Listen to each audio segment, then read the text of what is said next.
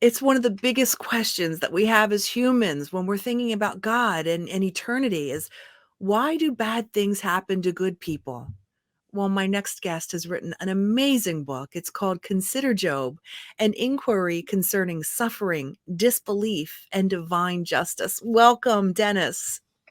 Good to be here. Good to be here. Dennis, I think, first of all, as we speak about Job, let's just do an overall um, recap of Job's story. Basically, in about 1 minute, what is the story Yeah. so that when we move forward into the interview, we know, have a reference point?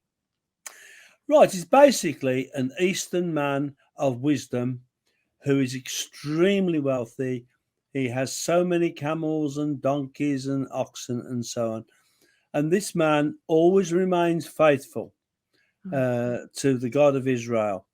He puts his trust. He never will curse God.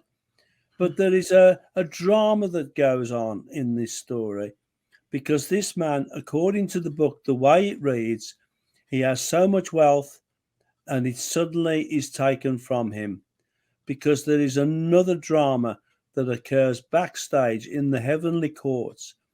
A belief of the ancient world is where the gods all meet together and God says to the assembly, particularly to someone who's called the Satan, have you considered my servant Job? There's no one like him in all the earth, a righteous man. And the Satan has a bet with God. And he says, yeah, but you say that because you've given him everything he wants. So terrible misfortune happens to Job, and he's lost everything in his life. And then they meet again, and God says, it's like a bet. I told you he wouldn't curse me. He's remained faithful to me. And the Satan says, that's because you've hedged him. Now strike him in his body. And he suffers this terrible misfortune and he's in a poor state. And that's the way the book opens. But Job never ever curses God. And at the end of the book, Job is blessed with double the fortune. He has twice the many flocks of sheep and so on, and he lives double the age.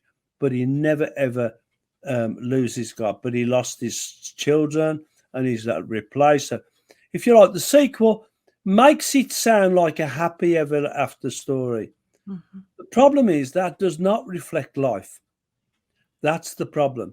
Right. Now, a man called Harold Kushner wrote a book and he says, why do bad things happen to good people?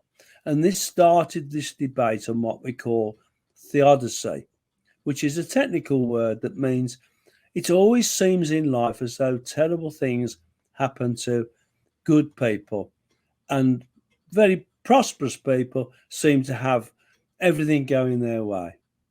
Now, if you are an atheist, there's no problem. We live in a world of that's the way natural things are. There's no God. We're all left random. It's all natural events. Right. Well, that's fair enough. If you're an agnostic, you might have a view that there's a power, but that power is not really personal. When we come to a Christian or a Jew or a Muslim, we have a view, a personalized God, and we believe things shouldn't be that way. It Right. doesn't seem fair. Right. That's a very good point, and that's my next question. When we talk about fair, is it possible to live in a just universe, or is that just not God's design? Where do we go from there? Well, religion has a lot to say, and there's different belief systems as to why these things are. For example, if you're a Buddhist, you might say all is suffering, because that's, if you like, a motive of a Buddhist, all is suffering. If you are a Muslim, your view of God is that he is all powerful. If he chooses to do that, we just have to accept it, because the word Islam means to submit. You submit to it. When we come to Christianity, there's a different picture, because the picture that Jesus of Nazareth presents is of a loving heavenly Father. Right. This is much more of an intimate thing. Jesus used the word Abba which we would translate as daddy. It's a Yes. highly personalized, and all the parables of the historical Jesus, they are based upon that kind of picture, that Yes. God is a very loving God and caring. Jesus would say, for example, which of you, if your children were hungry, would he give them a serpent? No, you give your children good fed. Wouldn't your Father feed you, O ye of little faith? So the historical Jesus presented this as a picture of a loving, caring Father. And that's what really the book is about. The book is trying to explore this from the point of view what psychology has had to say, what philosophers had to say, and what novelists have had to say. It's a very broad spectrum before the book starts breaking down the story of Job. Hmm. Christians very often, and Jews, turn to the book of Job for the answer. But the Hmm. big question is there really an answer even in the book of Job? And that's what the book is exploring. The book is really like a search. It's trying to acknowledge that it does seem unfair. It doesn't seem as though we live in a just universe. Right. And we're playing with these ideas. There's no fixed answers to this, Yeah. but we have to listen to what experts have said. I'm very impressed with writers like Dostoevsky. He wrote a fascinating book about the brothers Karamazov and Crime and Punishment, Hmm. in which he explores human nature. And we have to understand, okay, we can say human beings can cause terrible misfortune, like that's happening at the moment with Russia Right. and so on. But there are natural disasters. How do we Mm-hmm. account for natural disasters? Mm-hmm. Yes. And that's Yes. what we're exploring. Dennis, would you say that the book ultimately is a story of hope and growing closer to Christ? Yes, it is.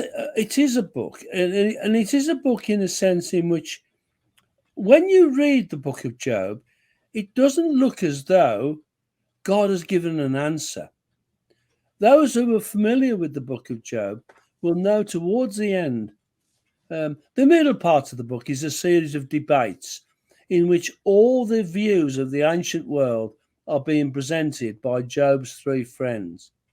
But towards the end of the book, Job, he demands an audience with the Almighty. He demands, Mhm. I want to speak with the Lord. I want to speak face to face with him. He should speak with me. I feel injustice. And he's very angry about this. Yes. He, even in the poems, he accuses God of being a bully. You've bullied me. You've reduced me to nothing. Right. And then, of course, the Almighty, he descends from his throne and he comes and he appears in the form of a whirlwind, and he appears in this fantastic poem. Where were you, Job, when I laid the foundation work? He's almost saying to him, how dare you question Yes. how I run the Yes. universe? Do you know Yes. what I have to do? How I hold the morning stars together? Were you there when I laid the foundations of the earth? When I opened up the fountains of the deep? No, you know nothing, Job. Yeah. And poor old Job is reduced to nothing. And then God Mm. goes on to talk about the two great monsters, Behemoth and Leviathan, how God had to tame these monsters. These are ancient views of the ancient Hmm. world that are being played round in the author.